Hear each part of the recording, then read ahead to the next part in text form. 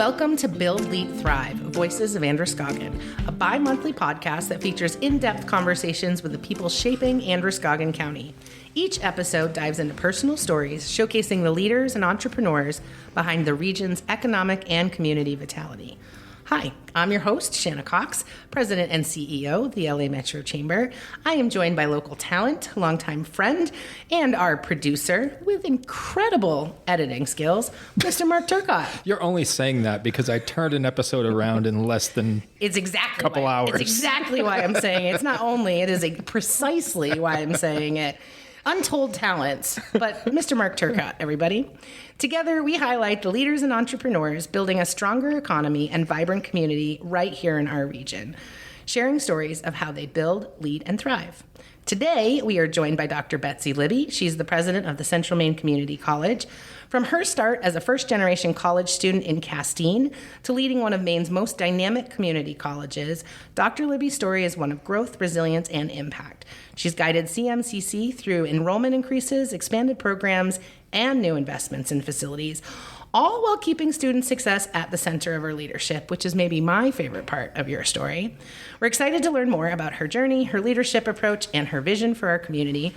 Welcome, Betsy. Thank you very much. Yeah, it's a pleasure. That's just a small synopsis. We're gonna get into your history a little bit, but a fun little side note, and I think this is the first time ever on this podcast that I've been able to say this in truth. Betsy and I go back all the way to high school. And we live in an area far from where we went to school that I almost never run into anyone that I ever went to school with and didn't know in my adult life. I think we go back a little further than high school. We did not go to grade school together. We live in a very small area where about 10 towns go to the same high school. Yes. And the first time our Girl Scout troop ever went camping was a torrential downpour. And In Acadia. And your Girl Scout troop was next to us, and you were making pineapple upside down cake and hamburgers, and we loaded the vans and went home.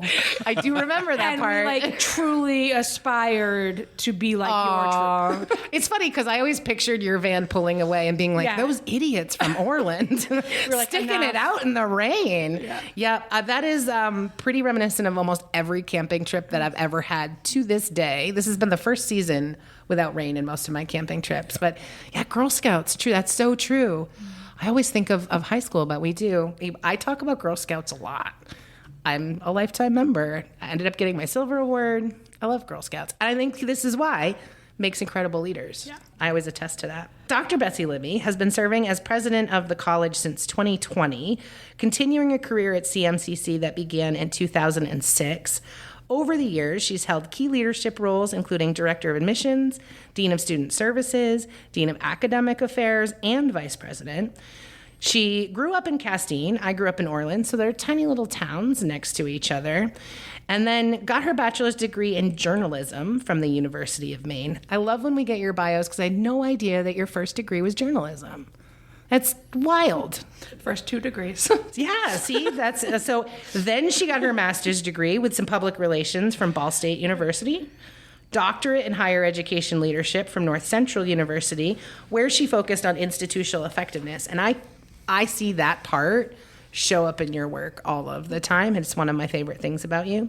So before returning to Maine to raise her family, Betsy worked with the State University of New York system. At CMCC, she's helped lead the college through remarkable enrollment growth. I think we're going to touch on that today. Expanded academic and career training opportunities, and has overseen the significant investments in facilities and infrastructure. Her work is rooted in a passion for student success and employee development. Beyond campus, and I don't know how you get beyond all of that and off campus, but she's also active in the community. She serves on the boards of Maine & Company and the Greater Androscoggin Humane Society, previously chaired our own chamber's Education and Workforce Development Committee, and you were honored with the Leading Through Change Award, which I had the pleasure of giving you a couple of years ago. Her and her husband, Jason, live in Gray with their 2 sons, where she is also, in her free time, involved in school and youth athletics. That's wild. Well, thank you. Yeah, you just managed to get all of that in a regular week. You summed it up nicely. Yeah. when somebody states it all like that, you really do have to step back and be like, yeah, I don't know how I do that. It's a really good point. Before we dive into Betsy's efforts at transforming CMCC, we want to get to know Betsy just a little bit, the person behind the role, in our segment that we like to call getting to know you. We're going to start just a few fun questions to help listeners get to know you a little better. So, if you weren't leading a college, what other career might you have chosen? Well, when I was younger and you're going through grade school and everyone says, oh, what are you going to be when you grow up? I always answered that I wanted to be Bo Duke. That never failed. The Dukes of Hazzard was my thing. But in all seriousness, I would have chosen to be a lawyer. Doing what I do now, I have opportunities where I'm working on real estate transactions or other types of Huge scenarios. Contracts. Yeah, where I think that's pretty exciting, pretty thrilling. I like the research component and kind of the investigation component. Yeah. And so if I weren't a college president, I'd probably choose to be a lawyer. Well, you are young enough, ma'am, that you could have a whole other career and you could still explore that someday. I think you would slay at that. So then, what's a favorite hobby or activity that you do with your sons that helps you recharge? Can't pull from your cup more. It's gotta charge you up a little bit. So I get very recharged by watching them do their athletic things, going to their games, and contests like that. I've been very fortunate that both my sons are extremely athletically talented. One of them is a Division I athlete. One of them is a senior in high school. Also a 3-sport varsity athlete, has been the entire time that he was in high school. So our family is heavily committed to youth athletics. It's a ton of traveling. We go all over New England and beyond, airplanes to get them to where they need to be. And I never found it a task or, I wish I could just go home tonight. It just completely recharges me. Yeah. I do whatever I can to never miss it. And it's just so exciting to me. I'm just very grateful. What sports do they play? Well, both of them do cross country in the fall, basketball in the winter, and outdoor track in the spring. So at least they're aligned on their sports. They're aligned. They were always on the same teams. That helps. They're both boys, so we were super grateful to not have to divide and conquer and do all of that. And I'm also super fortunate that when that time does come to an end, the college has extraordinary athletic programs. So much so that you get to put welcome to the area champions on signs. Talk a little bit about that. Yeah, so we have, the national women's basketball program for several states running, and those signs are at the Auburn borders. We also have our basketball team, our men's soccer team, which won last year, so we'll get the signs updated. We recently updated the sign at the college. You're running out of space. Because we ran out of space, so now we have a new sign, which was put in 2 weeks ago, I think, which has blank space for all the next national champions. But watching students participate in athletics will always be a part of my life, and it's part of my work. It's part of my job. I get to go watch our students. So when that no longer is part of my personal life with my own kids, I'll just make it to more college games. That makes sense. Here's my question. A most relaxing dinner for you. Are you making it? Are you taking it out? Do you have a favorite restaurant? It's the kind that you relax with. Yeah, our go-to and has been forever is Thai dish here in Auburn. And we, even when we lived in Auburn and even when they were open for sit-down meals, we still chose to take it out. Yeah. When family comes to visit, they ask, are we getting Thai dish? They used to not be open on Sundays, so we'd say, well, don't come visit Sunday. Yeah. Visitors plan their schedule. But without a doubt, Thai dish, just had it the other day. My son will text me when he gets out of school, bring home Thai dish. Thai dish, hands down, the go-to. I love that. I love it when you are so familiar with a place that you don't have to pull up the menu. You just make the phone call. Oh, Betsy, you want the regular? Yep, that's exactly what it is. It's right in the phone, and they answer with my name. Yeah, see? Then that's definitely relaxing. Last quick question. What's one book, podcast, or TV show that you've been into lately? Well, I just returned from London, so I'm going to actually say it was a lot of YouTube watching of tips and tricks and navigating the subway system. I spent months watching snippets of where to eat, where to avoid, what are things you might want to see when you're there that you're not going to read about in a tourist book.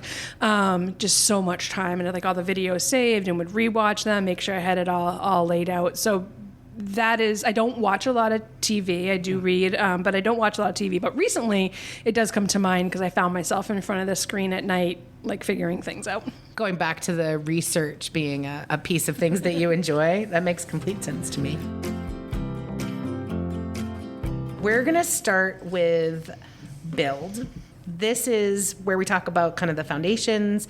It's about how leaders create opportunities, strengthen institutions, and invest in people. Full disclosure, I serve on the foundations board for the college. And so I get to see Betsy in her element doing all of these things. And so I'm excited to have that conversation with you, because I don't think most folks know I would attribute a large portion of not just your skill set, but like your genius, like where I see you in your workflow, just like really humming along, is in kind of organizational building and effectiveness and systems and streamlining and tweaking. And like you're like a ballerina on the stage in the middle of the Nutcracker, like it's your element. So when you look back at your path from first-generation student to college president, what are some of the experiences that helped build you, that shaped the way you now approach building an institution? I learned very early on the value of hard work. I started working very early because I am a first-generation college student. Neither of my parents went to college. My brother didn't go to college. But everyone is self-employed and runs successful businesses. But businesses are run out of the home. So, from kindergarten on, as soon as we could answer the landline at home, we're taking messages for the family business. I got paid 25 cents for every message that was accurate on the little pink slip that you used to have on receptionist desks. My brother could not get a message accurate, so I think the 25 cents was more inclination to get him to get things right. But just the work ethic was instilled in me at such a young age. I came from a family where if you didn't go to work, you didn't get paid. Yeah. So things like that. I came from a family where saving was very important to have the type of opportunities that you want to have. So I think those are lifelong lessons and values that help me build an institution. I also believe that the most important people in the organization are the people that make it run and make it work. At Central Maine Community College right now, currently, the person you want to ask is the front desk person. They know everything. The maintenance people, you want to quickly become fast friends. They know everything. They're just the most helpful people. So making sure that you're involving folks at all levels of the organization in the growth of the organization. I think the other thing that runs pretty deeply in me is at Central Maine Community College, we're a state-funded organization. We also receive tuition. We also receive private grants. But we're taxpayer-funded for the most part, and just how taxpayer dollars are spent. I have a brother who's a lobsterman off the coast of Stonington. I have parents who are still running the family business out of our home in my childhood business. So I think twice about trips that we take. I think at the college. I think twice about meals that we're buying. Is there an agenda-driven value to this? So I'm a fairly frugal spender of taxpayer funds. People at the college would tell you it's my soapbox.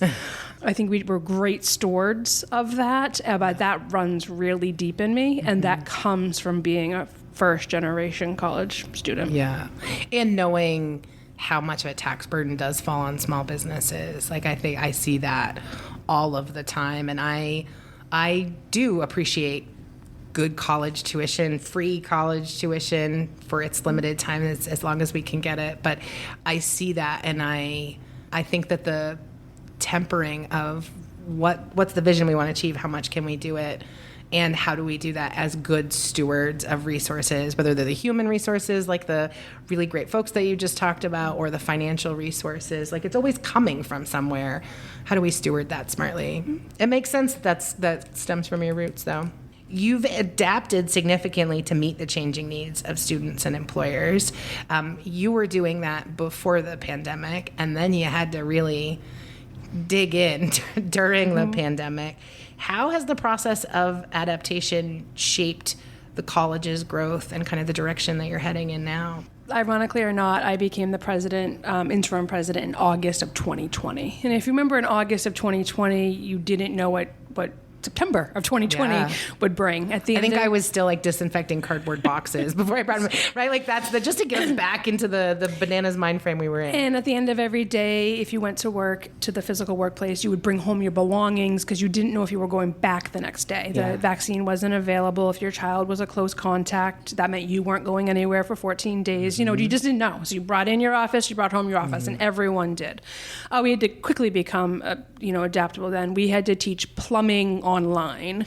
We'd teach automotive with kits that students picked up at scheduled times, so there was never more than like one student, and you had to like leave it and wave to the student. So it was really informative and just kind of ironic that I became president at the time because we were forced to adapt. So there were things that we were made to do because we had to run a business with the rules that we had to run it under. Housing was a challenge. Only one person per bedroom. They could not associate. Masking all the time. It's just kind of figuring that out while taking care of each other and the families that entrusted us with their students. We did a really good job after some of that was winding down and getting over about what worked? Yeah. Like what's a new, better way of doing things that maybe we were forced to do, but now we learned from. I think for students who online education was not an option or they didn't have confidence that they could do it and then they were forced to do it, they realized I can do it. So that helped students, us obtain more students who were able to learn from afar, didn't have to come to campus. I think that we certainly became a more flexible organization, flexible in our offerings. Instead of 15-week courses, there'd always been 8-week courses, but then we got into 4-week courses, hybrid courses, just a combination of things, a lot of credit for work that's previously been done with prior learning. So I think that as you said, we've always been an adaptable organization, but COVID really did force its way with us. And the outcomes of COVID, some of them were very positive for us in being able to just do things new ways. We also were very fortunate to receive funding through the Harold L. Foundation to the Maine Community College System for the Center for Workforce Development, which really brought upon resources that the college had never had in offering short-term workforce trainings. Students who participate in those trainings aren't eligible for federal financial aid because it's on an academic degree. And it can be hard to leave your workplace, have to pay for a training while you're not getting paid. We're very lucky in this area that we have a lot of employers who do support students through tuition reimbursement and things like that. But through the Harold L. Fund donation to the Maine Community College System, that is free training for Mainers over 18 years old and older. So we were able to adapt new programs, for example, welding, which we never, ever would have been able to do without that funding, building up the lab, bringing students in for these 4-week cohorts so they can get certifications to then go better their employment or become employable. I think that funding that we received has just completely changed the organization. Dr. Dwayne Conway leads that organization for us. I actually think he's in the building at a Strength in LA meeting. You just passed him an hour ago. Yeah, that's exactly right. Just this summer alone, he submitted nearly 20 new applications for short-term workforce trainings to provide new opportunities to Mainers over 18 in our region that we never, ever could have done. I also just want to call out because I think I joined the board right after you took your leadership role. And I also had only become president here, 5 or 6 months before that. And in all of the challenges that the pandemic created, and for some people paralyzed them and their organizations or businesses, some of us had this really unique opportunity to come into an institution that is a very storied, very legacied institution and have the pandemic's kind of catalyst for change wind in our sails to carry out changes. Is there one change that you got to implement as a result of kind of that it's okay to pilot, try, fail, try again stage that the pandemic created for us that you are super proud of? I think I'm going to go 2 ways. So for students, it was how we deliver education. So, online simulation. That opens a whole bunch of doors for people who can't spend 8 hours in the lab every Tuesday and Thursday. But they can do some online work through a simulation software, and then they can come in for a scheduled time on a Friday afternoon and then demonstrate to the instructor on the actual piece of equipment what they're able to do. That just opened up the opportunity for more people to enroll in programs because the time commitment had changed, and the way we assessed the skill had allowed people to not have to commit to those day-long labs. And then the other one will be for employees. Many of our employees are super successful working remote, no concerns. And we have the technology where we're able to do that in some of our areas, and some of our areas we just can't. Yeah. But our ability to be flexible with employee schedules, I think, has really changed, and to work around family commitments or bus schedules to keep a good employee. Yeah. The doors just opened to a lot of people. That was a change that occurred. We currently do now a flex scheduling situation where employees pick their own hours, really. But there are certain business hours where the offices are covered. But as long as there's an employee covering your office that day, we have people that might work a schedule of 4/10s, some people that may have some remote days. Many people have chosen to just stick with the typical 40-hour work week coming in. That's what their schedule allows. But there's just a little bit of flexibility there. So we let employees pick their own hours with just some basic guiding principles. So I think for the students, it was opening up the different opportunities of how we deliver education, and for employees, it was just where you can perform your work from. Yeah. Is there any success story from a student? I get to go to your annual awards every year, and there's always these incredible student stories that are beautifully told too and collected, but I just know there's so many out there. Is there one particular story that drives you or pulls you into your kind of best spot as a leader that keeps you going? There are so many. Yeah. And this is pick your favorite child. as you stated the question, I was thinking of our annual awards event where we highlight really students' stories and their determination and their grit. Just as you know, often is there a dry eye in the room by the end of the night. I don't know why I don't remember to bring napkins or tissues to this event. You've got to start putting them out. It's I don't know, branded swag little tissue holders, because it's a great idea. Every year. To look into that. Every year. And those are just the students that get selected. I know. There's a zillion more that get nominated. So it's hard to narrow it down to one. I'll say just this past weekend, I got an email from a student who is with us right now, thanking me for recognizing their abilities. And what had happened is I had started a new program called the Student Ambassador Program. Students sit in an area at a very central location, and their job is to bring people to where they need to be so no one gets lost. We have lots of entryways at the college to get to where you need to be, and not always clear, and there's no reserved parking. Park wherever you want. So these students serve as ambassadors. They answer questions. They do some work on the side, and I had seen a student and said, "You would make a great ambassador. Do you know anything about that program?" And they didn't. It was brand new. I brought them to the person who was supervising. They got hired. They started that day. And I got an email this weekend that said because of that experience, the rest of their time at the college was changed. They became a whole new person. People knew who they were whenever they couldn't go anywhere without someone not knowing their name. Vice president, deans are calling them by first name in the hall. And just that they wouldn't have had the same experience at the college for not being selected for that leadership role. And I give that one just because it's the most recent story that I can think of. Also because it's so good. But there are just so many, many stories. I think facilities-wise, with expanding, we lease Center Street Value Inn starting for the academic year. I'd forgot what its real name was. And because of that, we have students that can come to college because we've expanded housing. So many students that wouldn't be able to enroll unless those additional housing opportunities were available. So there's just the expansion has just led to more opportunity. Yeah. Mustang Hall, as it's called these days. Yes. But I drove by it just the other day, and I was like, I remember when that was a hotel. Because it doesn't even... I think it was a hotel last week. Yeah, we just took our lease back over. So I love that. Let's shift to leadership. We like to explore the choices and challenges of guiding teams and communities and organizations through change. You've been recognized for that, leading through change before. You've led on education and workforce issues, both on campus and here through our workforce and education work.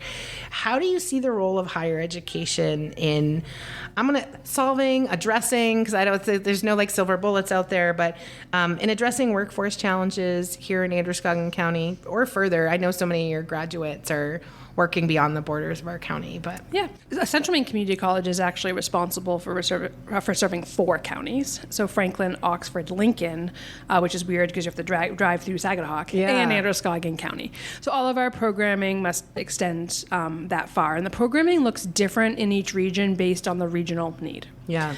So the first thing, our first responsibility is to be in tune with employers. So that's really where our program advisory boards come in. They meet twice a year. They're industry experts that meet with the faculty experts on our campus in that field.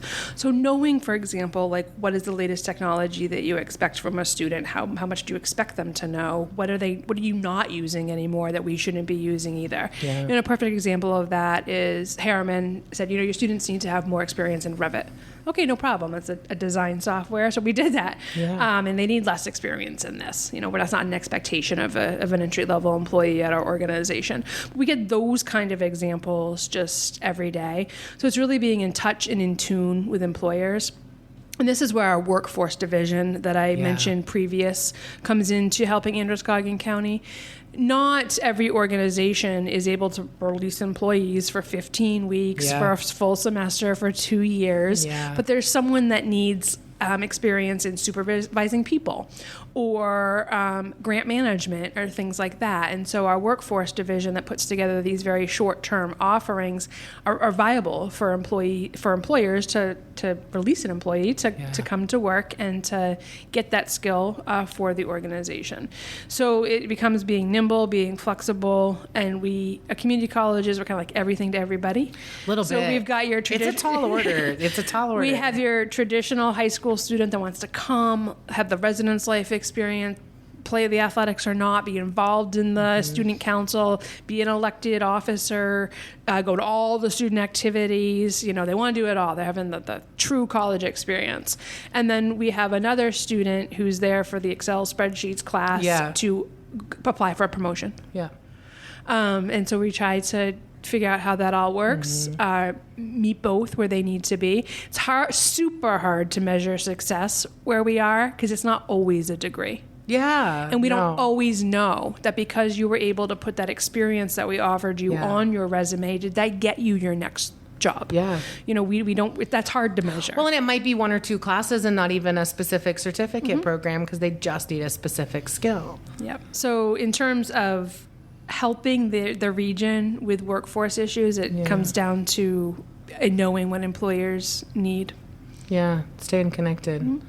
It's just such a fresh way of thinking. It's always been like a thing in higher education, and I think that USM did a great job before we were really super into it, and they'd have all these advertisements, and you'd hear about it and get credit for what you know and get credit for what you did. And they were really doing some great work. We were the fortunate recipients of a grant in 2013 solely focused on credit for prior learning. So I think that's where we really came into our own. So just a little bit over a decade ago, where we were trying to figure things out, look at national best practices, had someone dedicated to the project.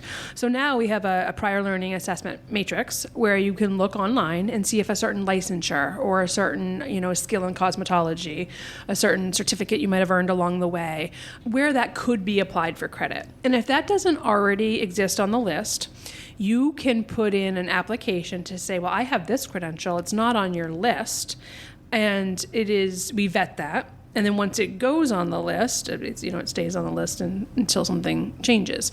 So the folks that already have a credential that's on the list, very little work. They just have to produce the credential. Yeah. The ones that want us to look into it, and we have some work to do there.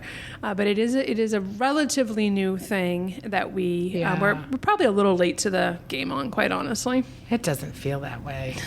It feels like you were right on time. All right. With that. Maybe just anyway, you could spread that word is all I'm saying. I think there's other folks who could benefit from that piece. We're talking about this already, that you're just a key partner in career training.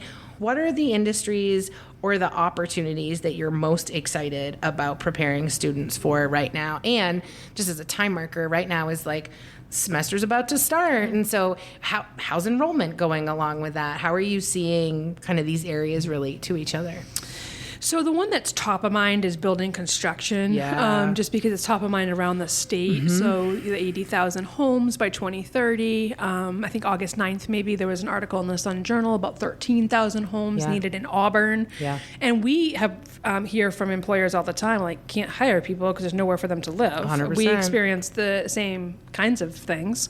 People that come from away expect the cost of living here is going to be less than it really is. Yeah. And so they're somewhat shocked by that. Plus, landlords can be a little bit selective now. There's wait lists. So just providing the housing that's needed. And we have a very long-standing building construction program, super traditional program. And then we have a second offering where students, it's a co-op model. So students come to school for 8 weeks, and then they're based with an employer.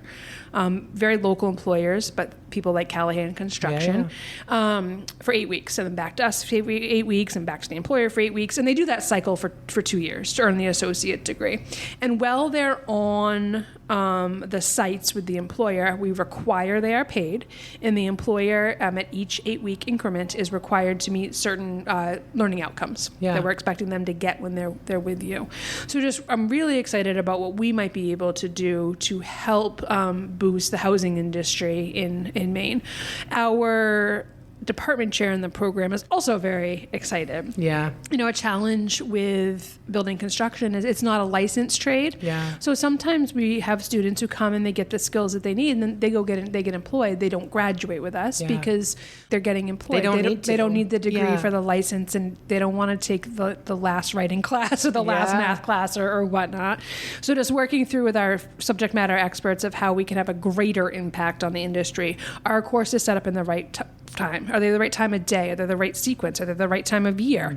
Are there certain core skills that a company is looking for 10 employees to get? And how might we deliver that that's not in a 15-week semester? Because they can't lose their workforce for that length of time. So I think building construction is just top of mind of what we could do. There's so much need, and we have the resources, I think, to do things differently there. And those are active conversations at the college, and our faculty members just full of ideas. So I'm so glad to hear you say that. I come from a blue-collar family, and I've raised a household of blue-collar boys who I still occasionally have to feed. And the conversation that we have, so I have one kiddo who's in the electrical trade. I've got one who's in the roofing trade. I've got one who's in a landscaping trade, and one that I'm handing off to you next week to figure out his way in life. And we've had this conversation a lot because I come home and I talk about the housing goals, how important it is to economic development, how it's really one of the biggest workforce restrictors. I've seen it be a retention issue as well as a recruitment issue. And so we have these conversations around the dinner table. And for the first time ever, one of my kids looked at me and said, well, Mom, most of the trades have apprenticeships and formal programs, and there isn't one for like general construction, not general labor. And I had never thought about it before, that like, if you're in electric, if you're in HVAC, if you're in plumbing, if you're in welding, right? There's clear apprenticeship programs, there's clear pathways, but it feels like if you want to go into construction, that's what my kid had said his sophomore year of school, and said, Mom, I'm gonna go into construction. That it's like, find someone who's hopefully good and work with them, right? And so are you guys expanding that program? Do you hear the demand for it? We hear the demand. The enrollment is very strong, and it's super high. The students who come back year after year, the retention rate is really high. Where we fall off a little bit is that last semester where they're like, I'll take the last construction classes, but maybe not, the writing that I need or what. They're hands-on folks. They want to be out doing that, and they're employable. There's no issues not being employed while you're in school in this field. Sometimes the employer wins out when it comes to more hours or taking the last English. Our employers in this region, though, are very supportive of a credential, of a fully educated citizen of the other courses that they have to take.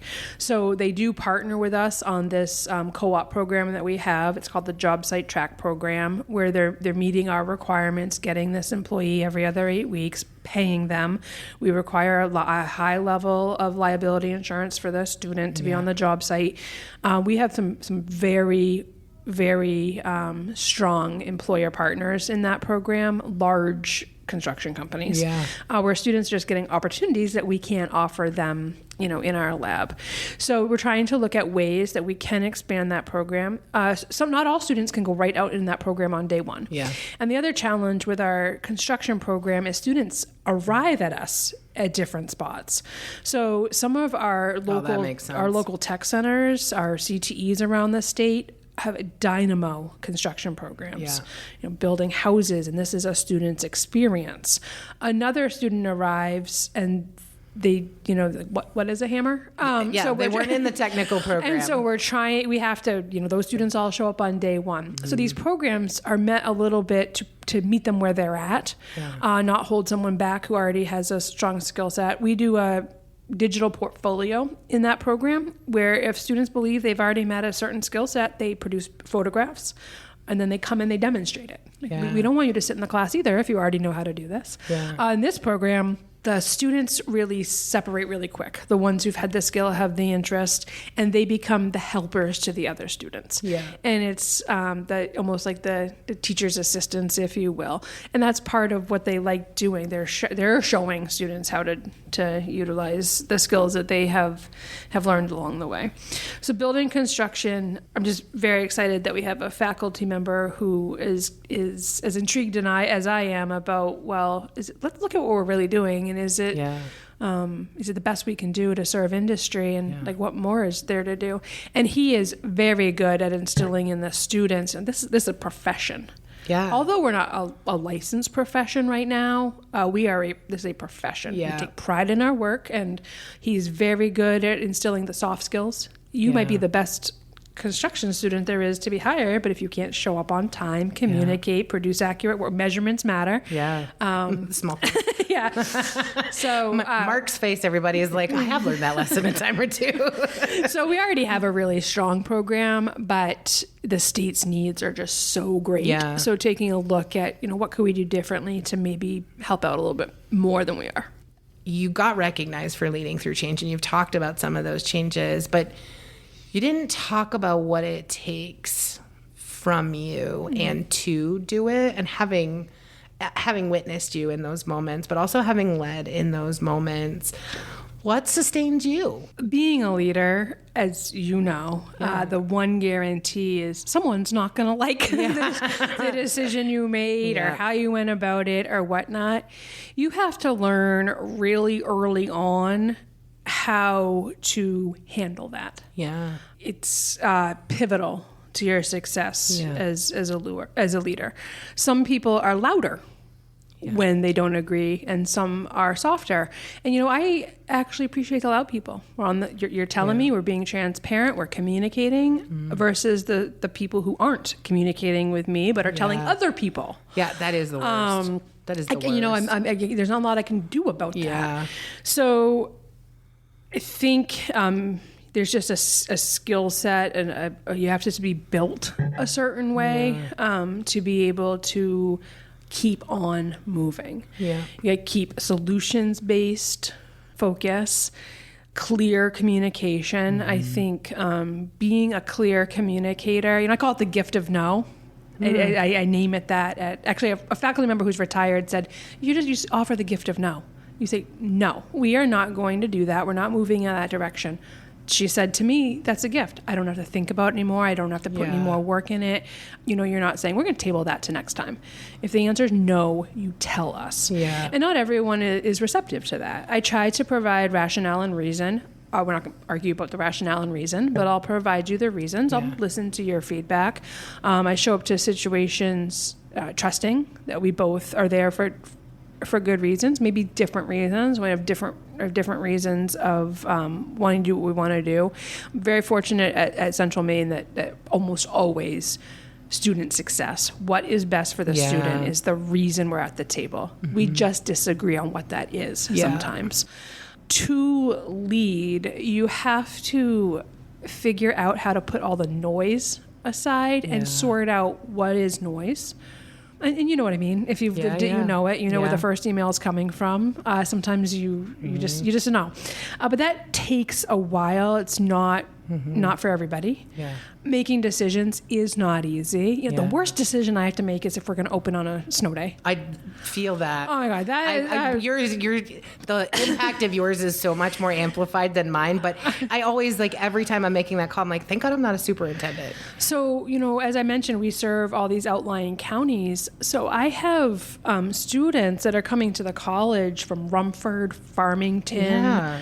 The weather is drastically different in Damariscotta than it is in Farmington. Yeah, and some wild back roads to students that aren't driving vehicles that have the tires that I'm able to have. Yeah. They're just that is the worst decision. It's so real. I do not know what I go through. What does it look like to make that decision? Do you like set an alarm, get up at 3 a.m. and start, like, how early does that process start? It starts. You set a timeline of like when the decision has to be made. It can. Yes, we have all of the things.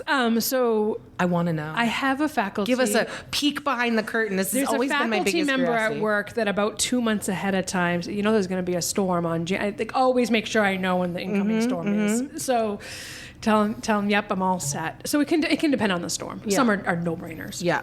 The worst is the is that ice? 3 to 6 is it wet? inches. Ice is awful. But the 3 to 6 inches. Okay, is that 3 to 6 inches over a 15-hour spread? Yeah. Is that 3 to 6 inches at our primary commute time within a 2-hour spread? Yeah. Different facts make different cases. And that's what I always have to say. Well, we don't understand why you closed the other day when it was 3 inches, but you didn't close today. Well, that was 3 inches of ice. Different facts make different cases. Yeah. But we make a decision by 5:30 in the morning. And we actually consult. I have a meteorologist. Calls me at 4:55. That's my time. Do you set your alarm for 4:45? Yep. So you get a couple of sips of coffee in to pick that phone up? The meteorologist I work with is not Todd Gunter, but I'm a huge Todd Gunter fan. Yeah. So I got to see what Todd has to say. He's generally pretty reasonable. So I get up, I figure it out, but I've done my homework the night before. Yeah. I'm literally on the basketball bench at my kids' games at the timeouts, checking what schools have already closed. You know, just trying to. There's just no good decision. Yeah. Well, for me, because I employ a lot of parents, and many of your students are also parents. I don't know if folks realize kind of the demographics of the college, but a lot of folks are already in life while they're also learning. And for me, are my employees losing their childcare coverage for the day? Is school closed for them? Is not a small, it is not enough that they can get to the office safely. It's not enough to say, come in an hour later and take your time, because then there's other factors that no, you should just work remote today because you're clearly doing at-home schoolwork or whatever your school does. But that is always a big factor for me. And for us, we're training nurses, we're training police officers. They're going to go to work when it snows. Yeah. So that's a concept we talk about too. It's funny because I make far greater, more much larger decisions than that, but those ones are just more clear to me. That one is just the worst. Yeah. Well, and you're going to get a lot more feedback for that than the price you negotiate on that contract. Everybody has an opinion on that one. Oh, yeah. Yeah. I don't envy that. So, yeah. I'll add you to the list of people I say, thank God I'm not that person on snowstorm days. I mean, I am up at, everyone knows I'm for 3 days out. Yeah. Yeah. What do you think we're going to do? You'll know by 5:30 on the day. Yeah, because you can't call it in advance. Yeah. And the times you think you do, you look like a complete If it's a huge idiot. one, we will. If it's a huge one, the state shut down, everyone... blizzard conditions. Yes, we will. Sure. Right. Everyone loves a good advance notice. But those 6-inch ones are really tricky. And is it supposed to be 6 inches, but 2 degrees is going to make it all rain? Well, I'm not calling that the day before.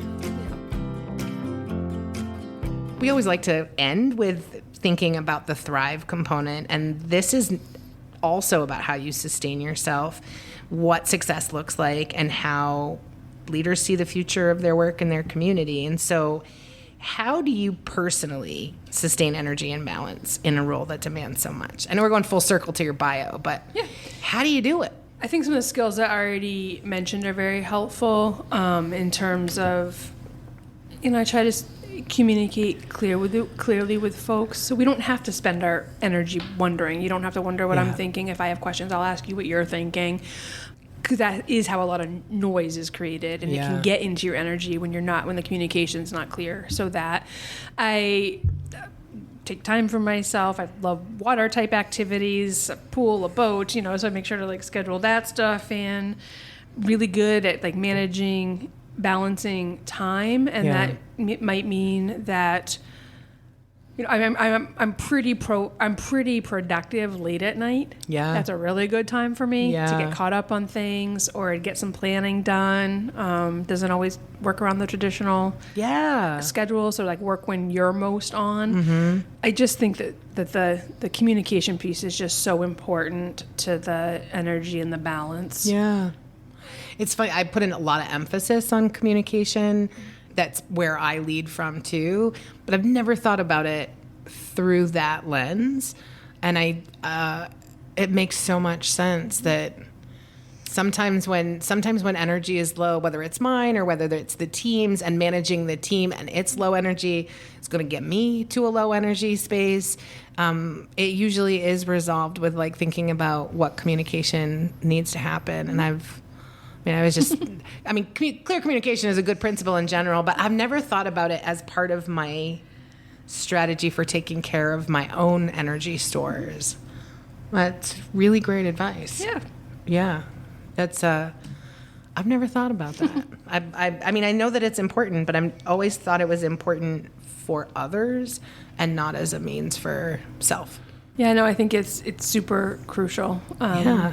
Again, the gift of no. We might not agree, but you know where I am, I know where you are. No one has to wonder. That headspace doesn't have to be used to wonder what we're doing next, wonder where you're at, wonder what you're thinking. And that frees up headspace for other things. Yeah. That was the gift of no was probably my hardest leadership lesson to learn. Mm-hmm. Yeah, because it's not about shutting people down, but it is about allowing. A lot of times it comes down to resources. It's not that that's not a great idea. It's not that I wouldn't love to do that. We just don't have those resources right now. So I don't want you to spend any more of your time and energy pursuing this thing that is just not going to happen right now. Yeah. And most people are thankful. Okay, I'll spend my time on something that will have impact. Yeah. So. No, that's exactly right. What do you see as the greatest opportunities ahead for CM as it relates to this region? I mean, you talked a little bit about housing. You haven't talked about some of the great healthcare career pathways, which you guys, I know you couldn't talk about everything, even if we No, we can talk about healthcare right now. This is a really good one.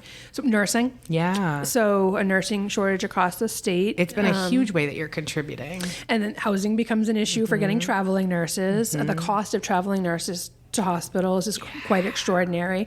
So we're recently, we're several years in on a nursing expansion project, and that's the Maine Community College system. And I happen to lead the project for the whole system.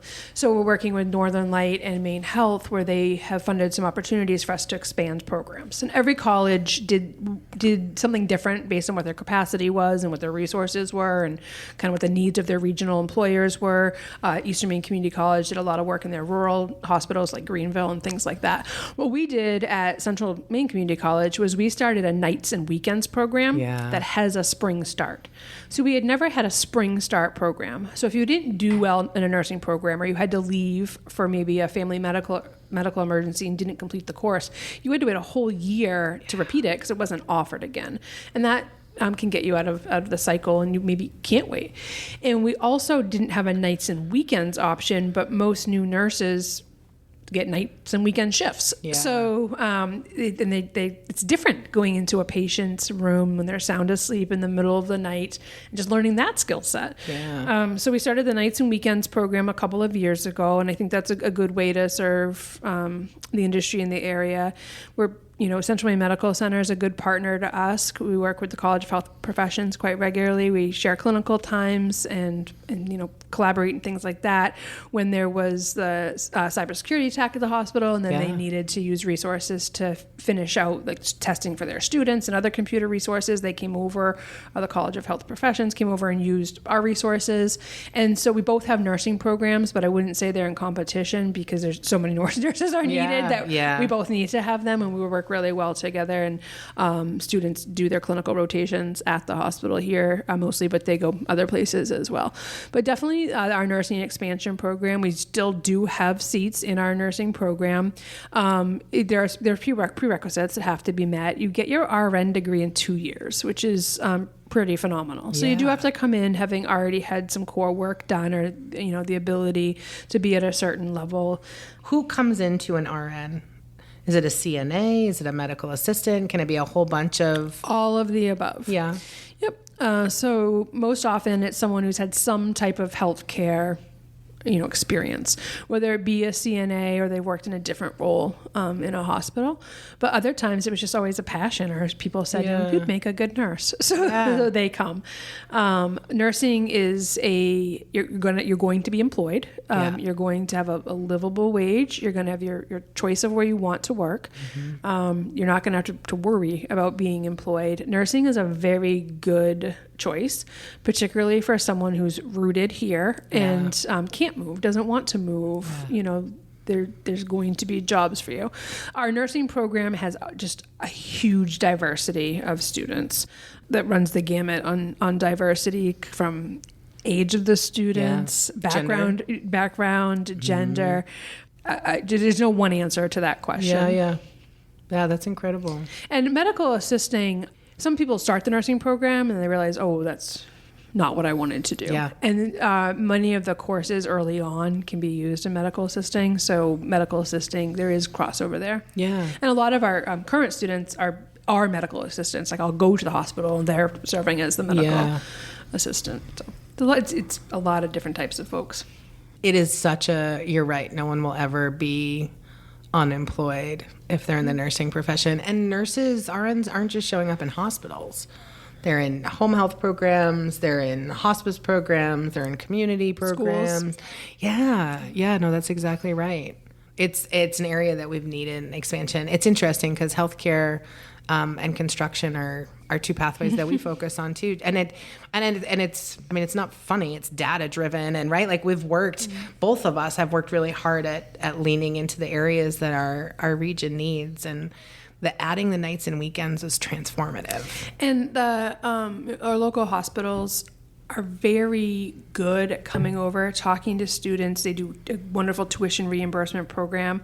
They'll come over and talk about job opportunities. They generally bring food and pizza. Yeah, they're happy to have they're access. on campus. They're regular partners of our nursing faculty. Many of our nursing faculty work at a local hospital during the summer months or in off hours. They keep up their nursing skills. So, Yeah, see? So then what's one piece of advice that you might give to students or young professionals that are aspiring to lead? It goes back to the piece that you have to be comfortable being uncomfortable. Yeah. If you are worried about who likes you or doesn't like you, if that is like if that cripples you almost, if you can't get those thoughts out of your head, if you're too worried about that, it's probably not like a good fit for you. Yeah. You have to be comfortable being uncomfortable, and that simply might just be saying, I don't know the answer to that. There's no expectation that you know the answer to everything, or I don't know the answer to that. I'll get back to you, or kind of being someone, you're being caught on the spot and you don't know the answer, and so you say, well, I haven't really thought about that, let me get back to you. Or people disagreeing with your decisions, or having to make difficult decisions that Impact people, are going to not go well. Having to have a conversation with maybe an employee or a student that is not a positive conversation. It can be as simple as having a conversation about workplace performance, or something that maybe a student has done which is not becoming for them, and wanting to help them out with that. But you have to be comfortable being uncomfortable. It really I think that sums up that way. Because if you're not, then I think that's yeah, right. it's not. It's probably just you wouldn't be happy. Yeah. And it's not that I'm happy being uncomfortable. There's no way is that what I'm trying to say. It's just like I've learned what that feels like, and life goes on. Yeah. Yeah. No, we've had a lot of conversations even amongst our own team about the difference between like doing well at your job, doing well at managing, and then being a leader. And I think the part that it does always come back to is like how you handle when things don't go well, when it's not what you wanted, when it's not feeling smooth or comfortable and I don't know that folks can figure that out till they've tested it. Yeah, I think because the question was focused on like what would you tell a younger person or maybe like a newbie, get off the email. Yeah. Pick up the phone. Yeah. Go for the cup of coffee. Yeah. Don't fire back. It's like just all those kinds of lessons that you learn along the way. Email can be so debilitating. Yeah, it can be taken like in any way. It just the emails. Some of the emails I sent an email the other day. It had an exclamation point, and I was being like excited about something, and someone was like, "Oh, were you mad at me?" There was an exclamation. I'm like, no. I thought it was like a level of excitement. Yeah. So the technology can, as we, it's all about relationships, and sometimes the technology is so helpful that in area, and sometimes it's just a hindrance. And just because you can send an email doesn't mean you should send an email. Say that again. And I have to say to a lot of people I supervise, some senior employees, I have to say, get off the email. This is not something to be emailed. Go find whoever it is that we're working with here and have a conversation. We do. We've leaned so heavily into email for so long, and you just don't know. You don't always know what it's going to look like. Before I close us out with some reflection, Mark always does a great job making some notes, having some questions. Anything that... I wanted to ask you about enrollment. Oh, okay. Because it seems like you've been breaking records annually. Like year over year. Yes. My enrollment is currently my favorite topic. So we start school on Tuesday, the day after Labor Day, and we are currently up 12% over where we were last year. Which was up over the year before that. And so essentially we had robust enrollment for about 10 years from like 2008 on. And then it was beginning to be flat. And there was a saying at the campus that flat is the new up. And then COVID hit, and we had a couple of difficult years just because our housing numbers were so limited, and just all the rules. You could only come to campus if you had to work on a certain piece of equipment at a scheduled time. And so that was nationwide, and we certainly did not suffer more than anyone else. And then we rebounded really quick. So in 2023, we passed 4,000 students for the first time ever. And then in 2024, some people, we're going to pass 5,000, we're going to pass 5,000. That's a huge, from 4,000 to 5,000 in 1 year. And our campus is not big. We got roughly 4,800 students last fall.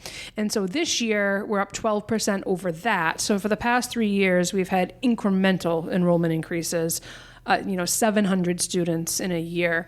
And just to be up that much is just absolutely speaks volumes to our team.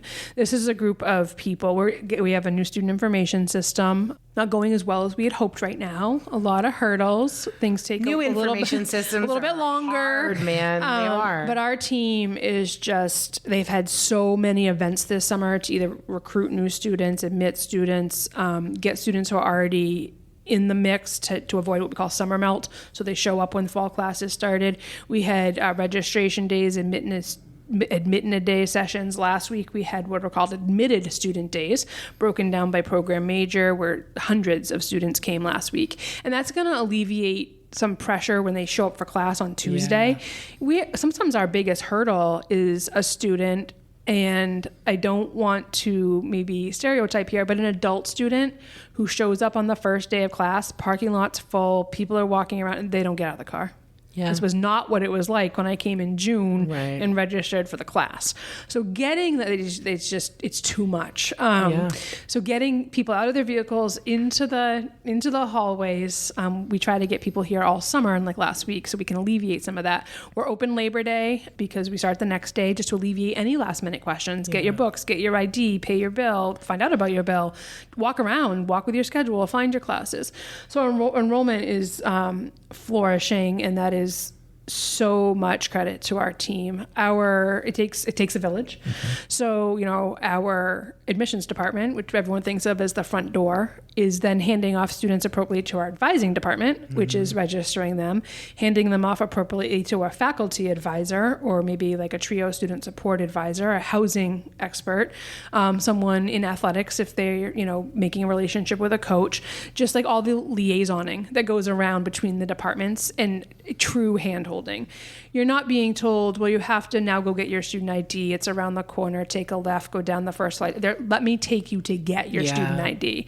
We can't give anyone any excuses to think they can't do it. And sometimes just getting lost on the way to get your ID is like enough for someone. They're looking for excuses, enough for someone. I can't do this. So it's truly our team. Our housing is full again. So we have 2 apartment buildings, 2 residence halls. We lease Center Street Value Inn, which is Mustang Hall, and we have a wait list as of noon today of 50 students who are actively seeking housing for the fall in order to come. Our biggest growth in enrollment was actually high school students in early college. Yeah. So we decided 2 years ago, to invest in an early college coordinator position. We never had someone that was solely focused on it. It was just a part of a lot of people's jobs. But the Dean of Enrollment Management made a case to me that early college is our largest program, and no one owns it. And it's also the hardest program to really communicate with, because there's students from all these high schools, different guidance counselors, different school schedules. We need someone to go visit, the schools. We just have a lot of people that do different parts of it. But imagine if someone owned it. And that was, I would say, listening to him in that moment was one of the better decisions I've probably made, because it just paid off dividends. So last year we had our increase in 700 students was hugely attributed to our concurrent enrollment in early college programs. We have 6 brand new programs starting next week that faculty wrote over the course of last year. Those range from communications and new media to pre-engineering, data science, metal fabs, a bunch of things there. Every year for the past few years, we've started 2 or 3 new programs. Well, we haven't really eliminated anything. We might have tweaked a pathway to better serve the region, but our enrollment is alive and well, I'll say.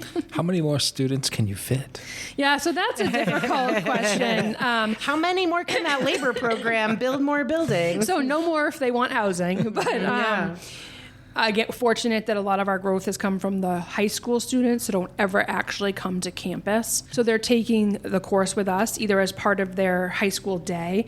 The high school instructor is teaching our curriculum during the day at someone's class. A high school student knows they're in a college class, but it's just part of their high school schedule. Yeah. And sometimes a student comes to us and takes a class with other college students. There's all different kinds of opportunities for the high school students depending where they live and what they want to do. And so much growth in online.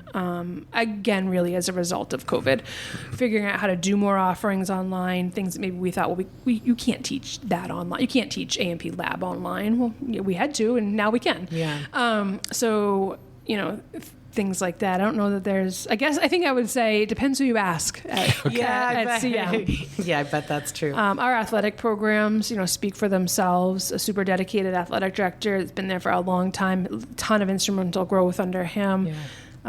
Just again, kind of trying to be everything to everybody. Yeah. It's hard. That is taxing on resources, but we could be appeal to a wide variety of students. Yeah. What's your fall enrollment number look like this year? Well, up 12%. It's up 12%, but we can't really measure it because the high schools aren't back in session, so they don't submit their paperwork until they start getting back. I knew there was a reason. But we're at just below 4,000 students. So we got to get the high school students. The late run we'll have next week because we'll admit after a first day or two of classes, depending if there's space in the class. Right now, we just don't have a lot of classes left. Yeah. And that happens. The early bird gets the worm. We tell students that from the get-go. Yeah. That's true of housing, of your classes, of your internships, your jobs. I mean, early bird gets the worm. That's another life lesson to learn while you're with us. But yeah, I love the enrollment questions right now. Yeah. Yeah. I was curious what you were most proud of in your 5 years at the helm at CM. Students are great. We've talked about all the student success stories. What I think that I have helped continue, which was already in place, was employee development.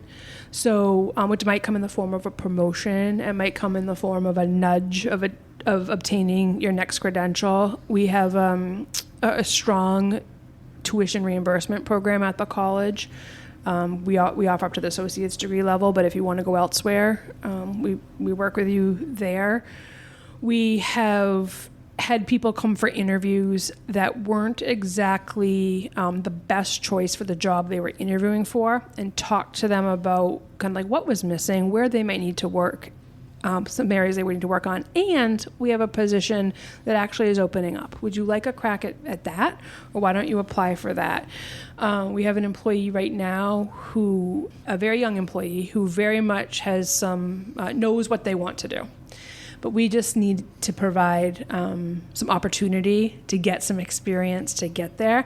And because that person is so driven at knowing what they want to do, and we have the ability to offer some opportunities to help build a resume, we reached out to that person and offered them, a chance at something that we created for them, just because I saw that will pay off for us. Yeah. So Central Maine Community College changes students' lives every day, and I think sometimes it gets lost that just how truly we change employees' lives too. When you work on a campus and you show up with college students and it's lively and vibrant and there's a great dining commons and all these facilities and events and there's regularly like a food truck or a comedian or pizza on the hall. I mean, it's not a bad place to work. No, right.